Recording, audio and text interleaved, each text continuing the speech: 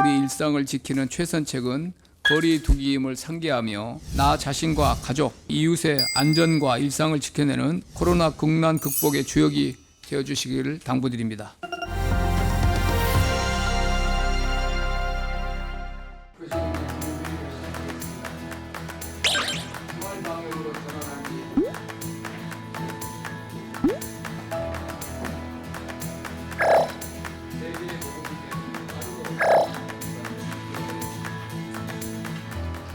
감염병 확산에 가장 민감하게 반응했던 글로벌 금융시장은 세계 경제 회복에 대한 기대감에 힘입어 빠른 회복세를 보이고 있습니다. 그러나 코로나19의 글로벌 확산세가 신흥국을 중심으로 계속되고 있는 가운데 전 세계 감염병 위기는 여전히 현재 진행형입니다. 글로벌 실물 경제 회복이 정상 궤도에 오를 때까지 지나친 낙관론은 경계해야 합니다. 국내외 경제를 둘러싼 불확실성은 여전히 큰 상황이나 소비 심리가 점차 회복 조짐을 보이고 있으며 주요국의 경제활동 재개가 시차를 두고 글로벌 교역과 우리 수출에 긍정적 영향을 줄 것으로 기대됩니다. 금융시장 회복세가 실물 경제를 선도해 나가며 선순환 구조를 만들기 위해 내수 활성화, 수출력 보강을 위한 대책들을 속도감 있게 추진하여 세계의 모범이 되는 빠르고 강한 경기 반등을 이뤄내겠습니다. 고용 동향에 대해서 말씀드리겠습니다. 5월 취업자는 지난 3월 감소세로 전환한 이후 3개월째 취업자 감소입니다. 다만 지난 3월, 4월 고용지표와 비교해보면 주목해야 할 긍정적인 변화가 몇 가지 관찰됩니다. 첫째, 월간 취업자 변동입니다. 지난 3월 코로나19로 인해 경제활동이 급격히 위축되며 4월에는 월간 감소폭이 33.8만 명으로 이번 5월에는 오히려 지난 달보다 15.3만 명 늘었습니다. 둘째, 실업자, 실업률의 변동입니다.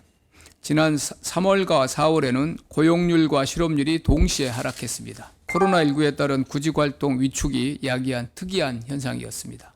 5월에는 고용률은 낮아지고 실업률은 높아졌습니다.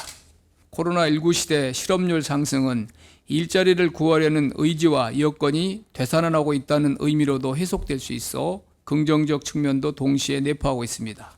셋째, 일시휴직자의 변동입니다. 5월 일시휴직자 규모는 102만 명으로 3월에 161만 명, 4월에 149만 명에 비해서는 크게 줄어들었습니다. 전월 대비 취업자가 늘어나면서 동시에 일시휴직자가 줄어들어 우리 고용시장의 어려움이 함께 완화되는 모습입니다. 한편 한층 높은 긴장감을 갖고 면밀히 살펴봐야 할 리스크 요인도 발견됩니다. 우선 제조업 취업자 감소세입니다. 코로나19의 2차 충격에 따른 제조업 고용 리스크가 큰 상황입니다. 제조업과 수출은 우리 경제의 근간입니다. 전방위 대응이 되도록 범정부 차원의 노력을 강화하겠습니다. 취약계층 중심의 감소세입니다. 저소득층 비중이 높은 임시, 일용직 중심의 취업자 감소세가 지속되고 있습니다. 직접 일자리 공급 확대 등 이미 마련한 고용시장 안정 패키지가 조속히 실행될 수 있도록 이들 대책을 담은 3차 추경안이 6월 중에 국회에서 확정되어 하반기 시작과 동시에 집행될 수 있도록 최선을 다하겠습니다. 이코노미스트지는 코로나19에 따른 각국의 봉쇄 조치가 끝나도 세계 경제의 완전한 회복은 어려울지 모르며 어쩌면 근본 사태로 10%를 영원히 잃어버리고 90% 경제에 머물 수도 있다는 다소 우울한 전망을 내놓은 바 있습니다.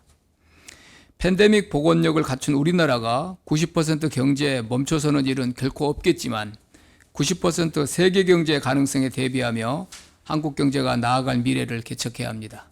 포스트 코로나 시대를 이끌 선도형 경제로 거듭날 수 있도록 범정부적 역량을 집중해 나가겠습니다.